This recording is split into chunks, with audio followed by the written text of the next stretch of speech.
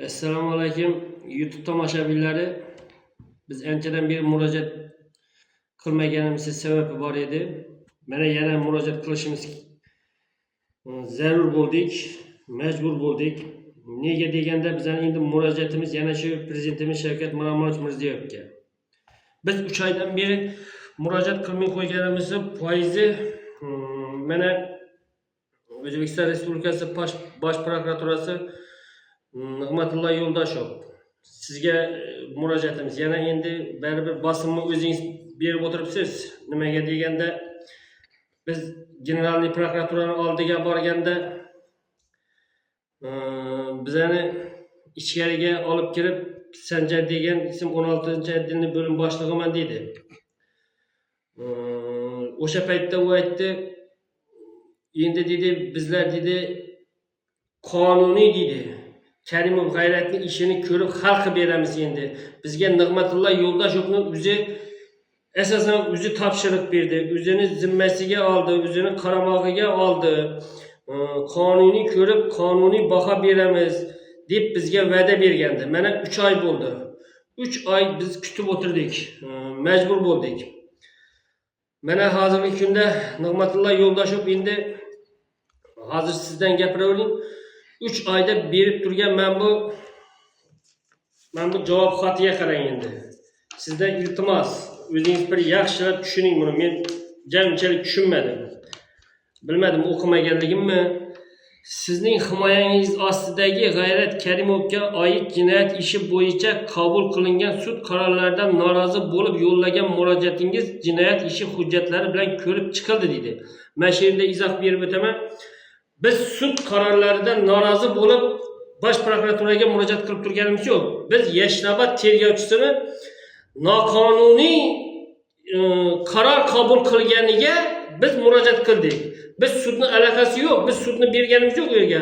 Noqonuniy Yashnobod tergovchisini qarorini bizga qonuniy ko'rib bering deganmiz. Mana keyin izingda bu. Men bu aniqlashincha jinoyat ishlari bo'yicha Yashnobod tuman sudining dedi, Toshkent shahar sudining dedi, Toshkent shahar sudining ishlari bo'yicha sudlov hay'ati taftish instantsiyasi dedi, Oliy sud jinoyat ishlari bo'yicha sudlov hay'ati taftishi dedi.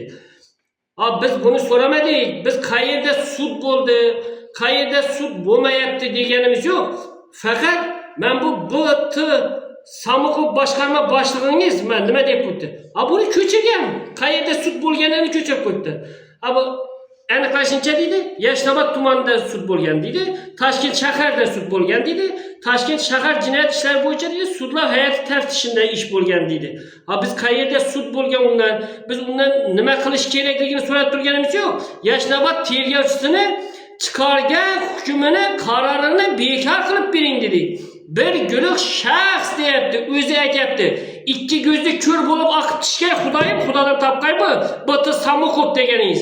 Bu ilmi bo'lmasa, bilimi bo'lmasa, prezidentimiz 65 ta prokurorni ishdan bo'shatdi. 10 tasini qamadi. Mana shuni o'zini bo'shatish kerak. Buni mana shuni o'zini qamatish kerak buni. Biz bundan aql so'ramayapmiz, aql. Men bu ishni ko'rib bering deyapmiz. Ishni ko'rib bering deyapmiz. Men bu Yashnobod tergovchisining chiqargan qarorini aytyapmiz biz. Bu nima deyapti bu? Bu gapirgan gapini odam jahli chiqadi. Shuningdek, sud qarorlari ustidan belgilangan tartibda Oliy sudga shikoyat berishingiz mumkinligi tushuntiriladi dedi. Biz bundan aql so'rayotganimiz yo'q. Bu sudga berishni bilamiz biz. Bu sudga chiqmasdan oldin bekor bo'ladigan va bu sudga chiqmasdan oldin bekor bo'ladi bu. Nig'matilla Yo'ldoshev, baraka topqaysiz. Bo'lar shunagacha bosim berib kelganingiz. Bo'lar. Buni tepada Xudo ko'rib turibdi buni. Bo'lar bundan haqdan. Buni bir guruh shaxs deyapsiz. Bir guruh shaxs deyapsiz.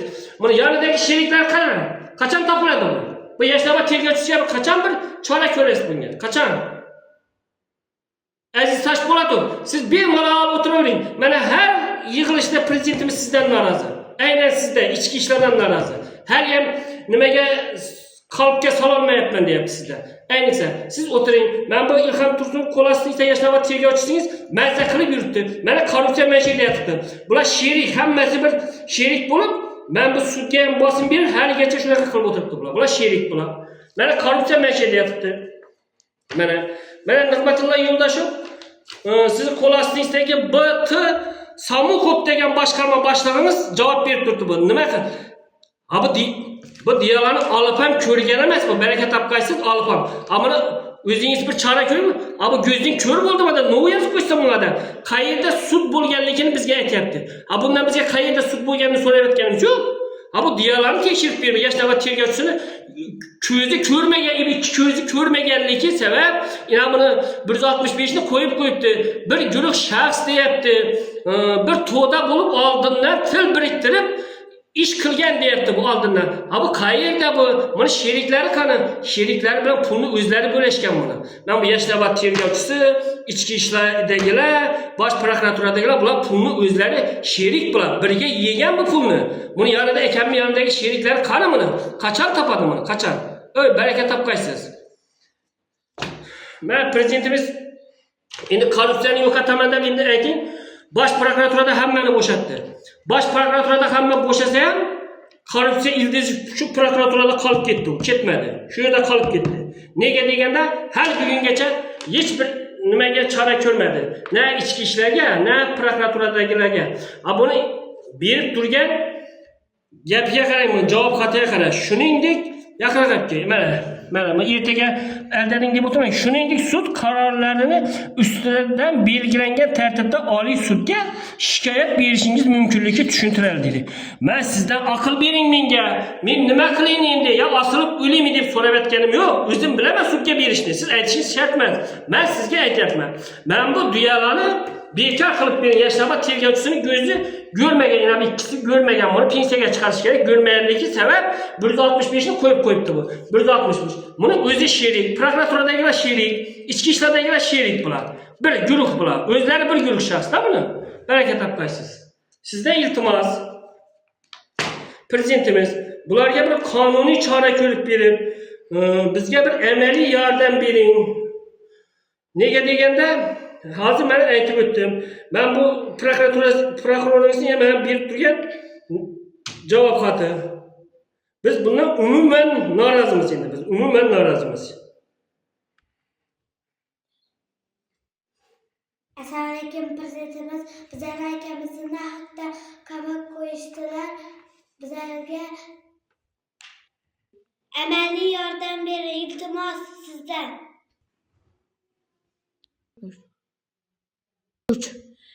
Hürmetli Prezident Balğanım, benim balamı şu 3 yıldan beri her birisini görmediler. Hemmesini boşalttım deysiz, hemmesini vaktinde görüp çıksın deysiz, karar çıkarasınız, hüküm çıkarasınız. Bir adam emel etmedi o. Bu körme bu nelerin yakır bu. 2 yıldan beri ne eybi bağımını, ne eybin tavadı, ne bir işini görüp veredi, kana bunu hak işlegeni bulanı, kana görgeni bulanı, kana bulanı işlep turganı. Eti oturma işleri şu. Niçe vaktin berini berkutmuz var ise, kana bergen var ise görüledi dediniz. Geç vakit uzağa çözülmeydi, vaktinde görsürler dediniz. Kana 2 yılda beri görmediler vakit bunu. Baş prokurorluğunu eti oturgan işi bu hemmesi. İlgeçip etip oturtmam bunu. Nişet oturttuğumuzu bilmeyimiz bunu. Bir okudada yatıktı bir yıldan beri. Barış ağasını görmüşten kana. Şu derecem edillik kana, şu derecem ne yapama.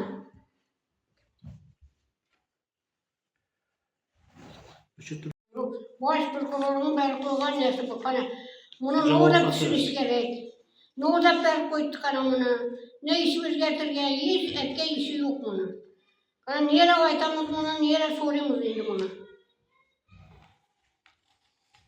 Bizden hem sözümüzün sonunda bu qayerga borsak, hammasi yaxshi topib olgan. Bosh prokuraturaga, ichki ishlar ham, DXX ham. Bularning eng qiziqi hammasi birga o'tirib majlisda maslahat qiladi ular, maslahat. Hammasi bir sherikda bular, sherik. Bular o'zlari o'sha korrupsiyani boshida turgan shu bosh DXX bo'ladi, ichki ishlar bo'ladi, bosh prokuror bo'ladi. Nega deganda shu har safar ichki ishlarning oldiga borganda, generalniy prokuraturaning oldiga borganda gapiradigan gapi bitta bo'ladi. Ariza bering deydi, ariza. Ariza. Ben bu arizani berseniz, ben tushuntiradigan bo'lsam, men shu ariza mana. Arizani shunday beradigan bo'lsangiz, bu arizani olib qoladi. Bu ariza ichkariga kiradi. İchkariga kirgandan keyin buni hech kim ko'rmaydi buni. Yo'q, shu yerda qoladi. Xolasa mana bunday qiladi-da, mana bunday qilib, mana chelakka tashlaveradi. Shu yerda qoldi bu. Qoldi. Bir esiga tushgandan keyin, 2 oydan keyin, 3 oydan keyin u javob beradi.